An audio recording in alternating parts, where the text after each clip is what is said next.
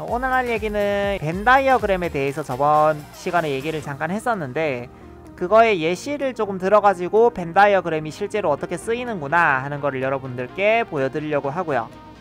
조건 두 개를 합쳐가지고 새로운 명제를 만들 수가 있었어요. 요거를 이리저리 바꿔가면서 원래 명제와 어떻게 또 비교가 될 수 있는지 그런 것들을 한번 다뤄볼 예정입니다.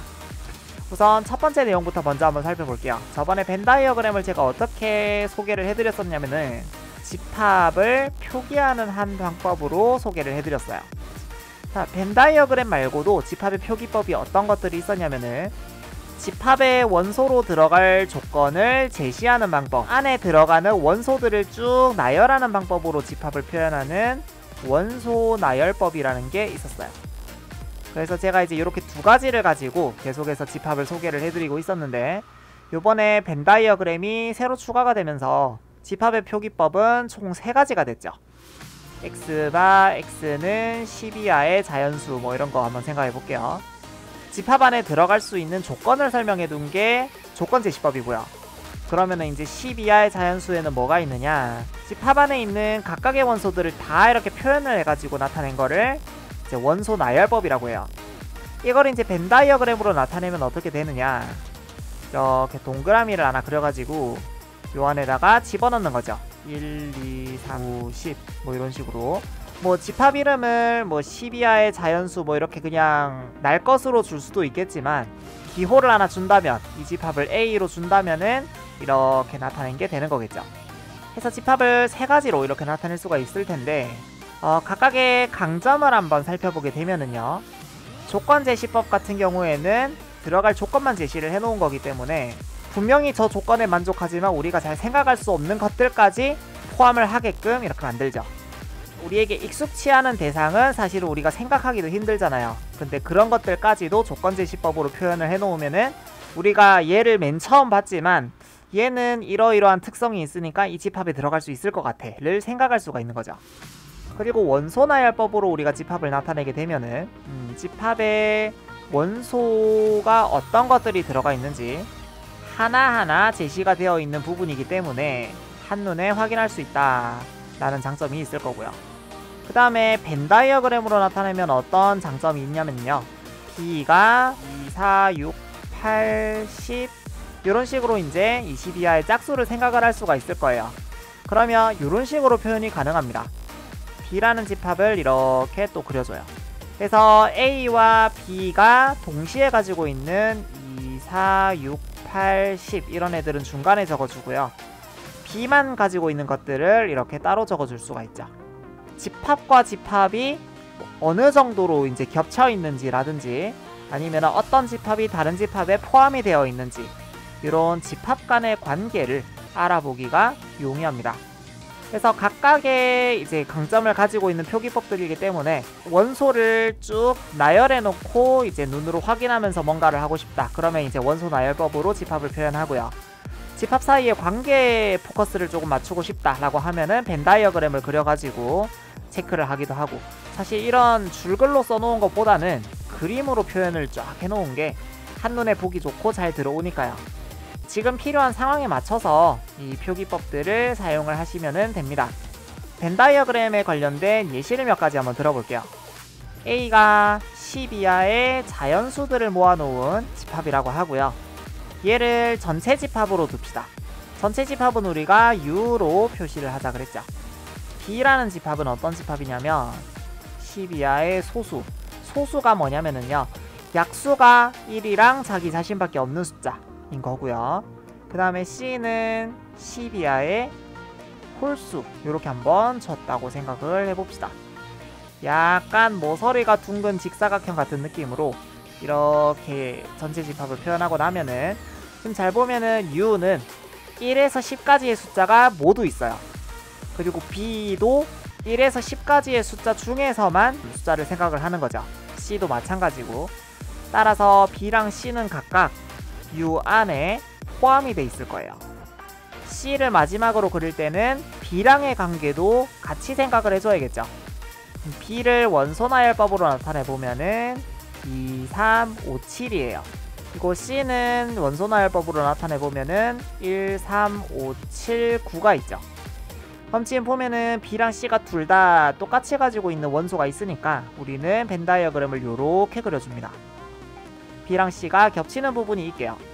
그리고 이제 원소들을 안에 집어넣는 거죠. B 안에만 있는 원소는 2가 있죠. 2를 여기다가 적어주고요.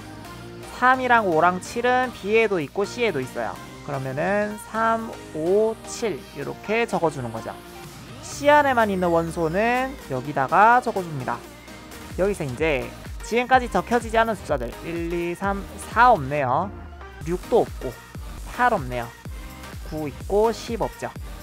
이렇게 해가지고 우리가 벤 다이어그램으로 세 가지 집합을 동시에 나타낼 수가 있습니다. 이렇게 이제 벤 다이어그램으로 나타내면은 집합의 포함 관계를 생각을 하면서 동시에 어떤 원소가 어디에 포함이 되어 있는지까지도 알 수가 있는 거죠. 자, 그래서 우리가 이제 벤 다이어그램을 많이 사용을 하게 되는데 이걸 가지고 집합 사이의 포함 관계에 대해서 얘기를 했었어요. 그 얘기를 잠깐만 다시 한번 해보자면은 B에 있는 원소는 전부 다 U에 포함이 되어 있죠. 따라서 B는 U에 포함이 되어 있다라고 말을 할 수가 있는데요. 벤 다이어그램으로 어떤 집합이 다른 집합에 포함이 될 때 이렇게 완전히 안쪽에 들어가 있는 형태로 벤 다이어그램을 그려주게 돼요. A라는 집합을 2하고 3만 들어가 있는 그런 걸로 한번 생각을 해줄게요. B가 2하고 3을 둘 다 가지고 있기 때문에 A에 있는 모든 원소가 B에 들어가 있죠. 따라서 A는 B에 포함되어 있다고 얘기를 할 수가 있을 겁니다. 요거까지 생각을 하면은요, 벤 다이어그램은 약간 수정이 되어야겠죠. X가 A에 포함되는 원소이면 조건부 기호죠. 그러면 X는 B에도 포함된다. 이런 식으로 이제 조건문에 대응하는 걸 집합의 포함 관계라고 얘기를 했었어요. 이거는 이제 맞는 말이죠. X가 A에 포함되어 있는 원소면은 이 원소들은 항상 B에 포함이 되어 있으니까요, 실제로.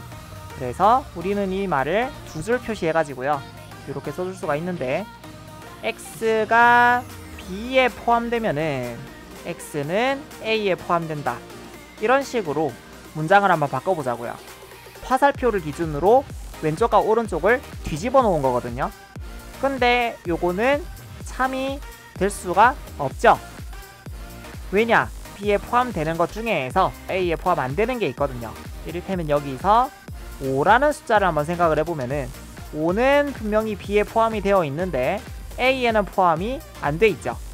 왼쪽과 오른쪽을 바꿔놓게 되면은 이 명제는 거짓일 수가 있게 돼요. 원래 명제랑은 이제 전혀 관련이 없는 명제로 바뀌어 버리고요. 왼쪽 오른쪽을 그냥 단순히 뒤집어가지고 이렇게 만들어 놓은 명제를 우리는 명제를 가지고 역을 만든 거니까 명제의 역이라고 부르죠. 그 다음에 이제 다른 것들도 여러 가지가 있는데요. 이제 순서를 바꾸는 게 아니라 각각의 조건을 부정을 하는 방법으로 명제를 바꿀 수도 있는데요. 기호로 쓰자면 이렇게 되는 거죠. 나 P이면 나 Q이다. 이렇게 바뀌는 건데, X가 A에 포함되지 않으면 B에도 포함되지 않는다 라고 하는 명제가 되죠. 얘는 고등학교 수학에는 안 나오는데 주로 이제 역이랑 대우만 나오거든요. 이제 이렇게 바꿔놓은 형태는 수학 문제에서 실제로 다루게 돼요. 얘가 이름이 뭐냐라고 한다면은 원래 명제의 2다 라고 얘기를 하시면 될 것 같습니다. 참고로 알고 가시면 될 것 같고요. A에 포함되지 않은 원소들은 전부 B에 포함되지 않는가 하는 문제로 바뀌게 되는데요. 얘는 분명히 A에 포함되지 않지만 B에는 포함이 되죠. 따라서 원래 명제의 2를 취하더라도 역을 취했을 때처럼 원래 명제랑은 아무런 상관이 없는 그런 명제가 된다는 것을 확인하실 수가 있겠네요. 부정 명제도 취해놓고 순서도 바꿔놓은 명제가 또 따로 있는데 다음 시간에 한번 다뤄보도록 하겠습니다. 해서 오늘은 벤 다이어그램의 예시랑 그 다음에 명제의 역과 이에 대해서 한번 설명을 해보았습니다. 벤 다이어그램은 집합의 표기법으로서 어떤 장점이 있고, 예시를 제가 든 것처럼 그런 식으로 이제 활용을 하면 된다라는 거, 명제에는 역이랑 이라고 하는 개념이 있다, 어떻게 만들어진 명제들이다 라고 하는 것을 오늘 같이 한번 다뤄보았습니다. 여기랑 이는 다시 얘기하지만 원래 명제랑은 전혀 상관이 없는 명제예요. 원래 명제가 참이라도 역은 참이 될 수도 있고 거짓이 될 수도 있습니다. 그래서 형태상으로만 조금 관련이 있고 독립된 명제라고 보는 게 편해요.